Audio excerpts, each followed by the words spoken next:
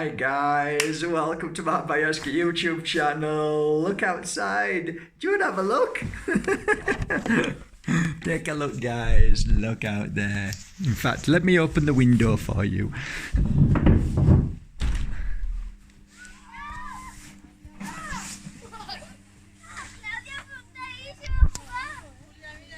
I'm on top of a mountain.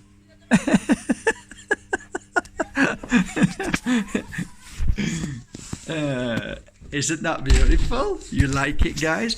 Oh, let me sit back down. Let me see if I can get comfortable. Let me see if I can get comfy, guys. Lovely to see you all. How you all doing? You know when you have these ideas that you want to do something and then you never do it?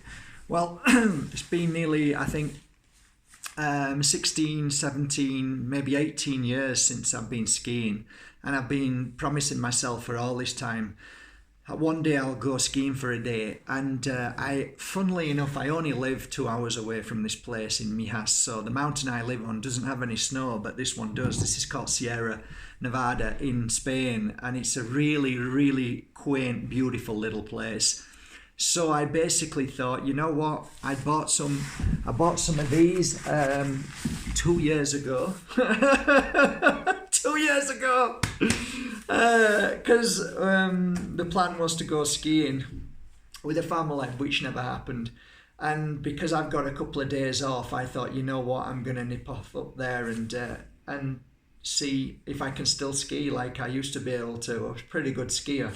So I think I'll be very rusty to begin with, but I thought I'd just share a little video before I head off up into the mountain and start to scream as I normally do. I don't know if any of you guys have ever done that before.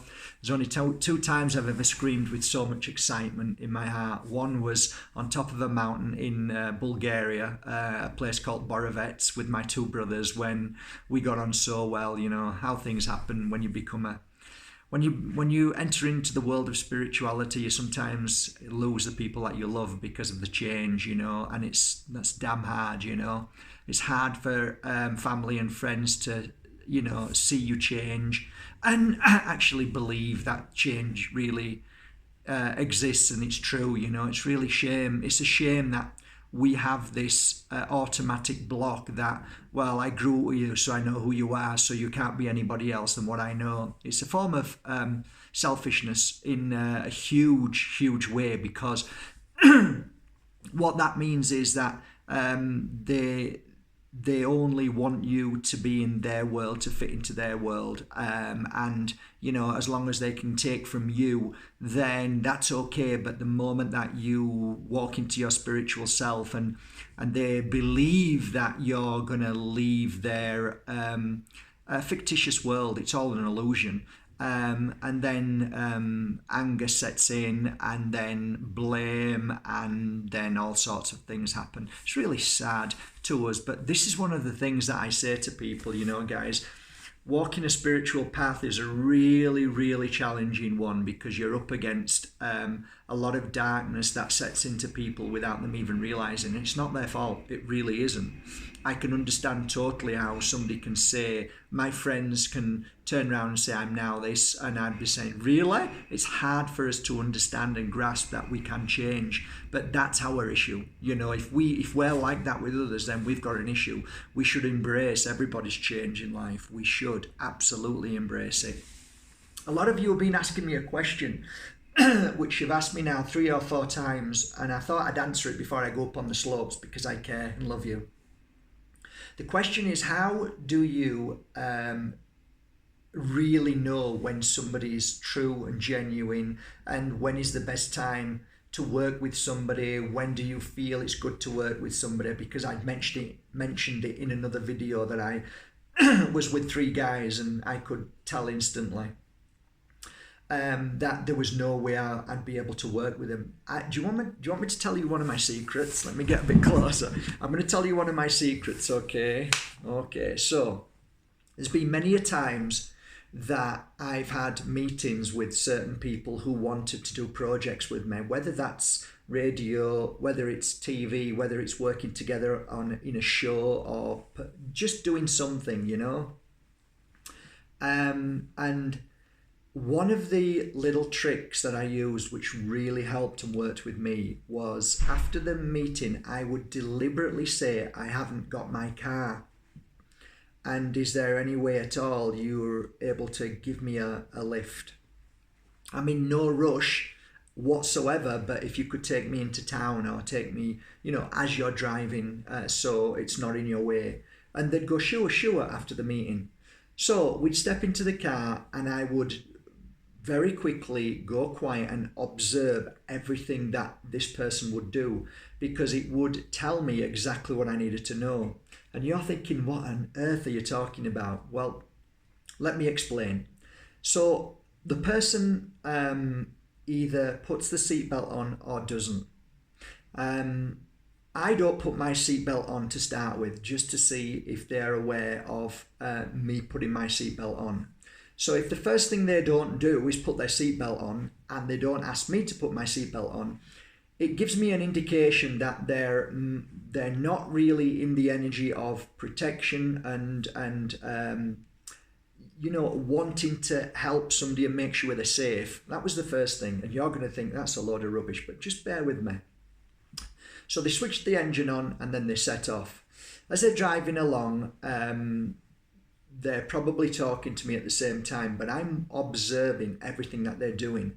So I watch their hand movements. If their hand is tightly gripped on the steering wheel, it gives me another indication that they're quite a stressful person, and these kind of things of work, which is in a car, is stressing them out. So they've got a lot of stress in them.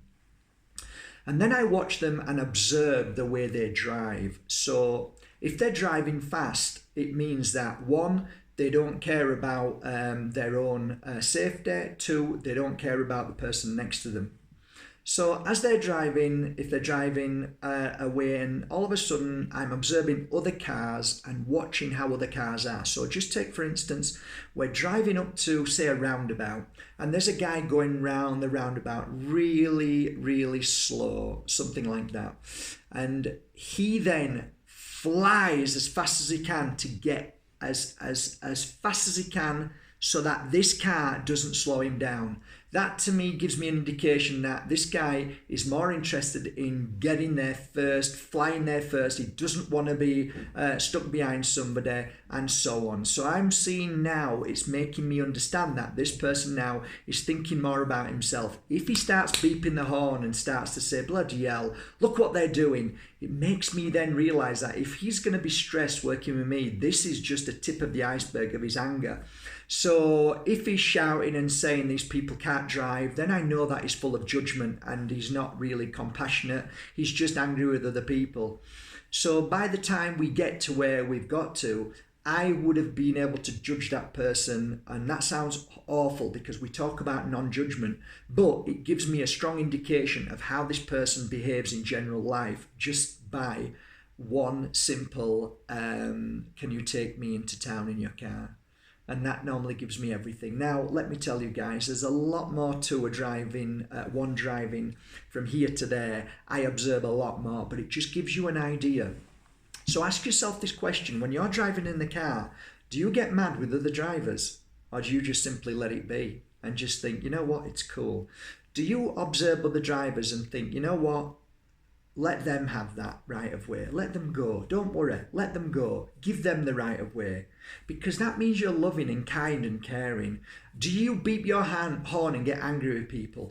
Because if you do, it means that you've got an inner frustration that is within inside you that you're trying to release. And it's not about that person. It's not about, what they've done. It's about how angry you are inside. And for me, I don't beat my horn and get angry.